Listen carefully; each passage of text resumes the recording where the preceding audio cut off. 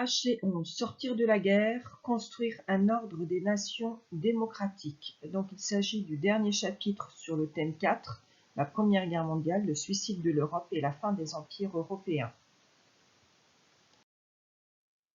Alors vous avez ici deux documents qui illustrent les aspects de ce chapitre.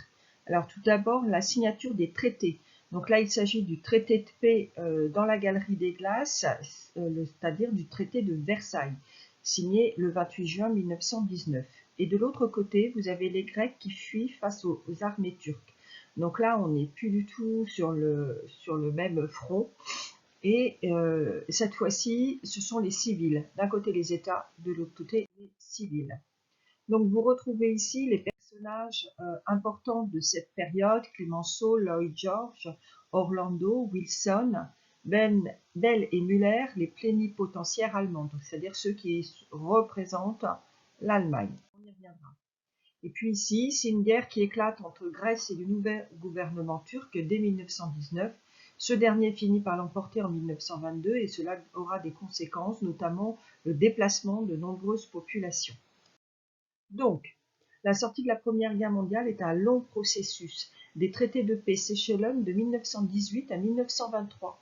Ils sont inspirés par les principes du président américain Wilson, comme le droit des peuples à l'autodétermination. L'Europe des empires de 1914 laisse la place en 1923 à une Europe des nations. La paix est difficile à instaurer, de nombreux conflits persistent. La guerre civile russe dure jusqu'en 1922. Les nouvelles frontières sont contestées et provoquent des déplacements de population. Dans les colonies, les revendications à l'autonomie sont supprimées. La sortie de guerre est longue et difficile, tant à l'échelle des États qu'à l'échelle des individus. Les 10 millions de morts et disparus endeuillent durablement les sociétés. Les mémoires du conflit se construisent autour de l'hommage aux morts. Ce sont les trois parties que nous traiterons dans ce chapitre.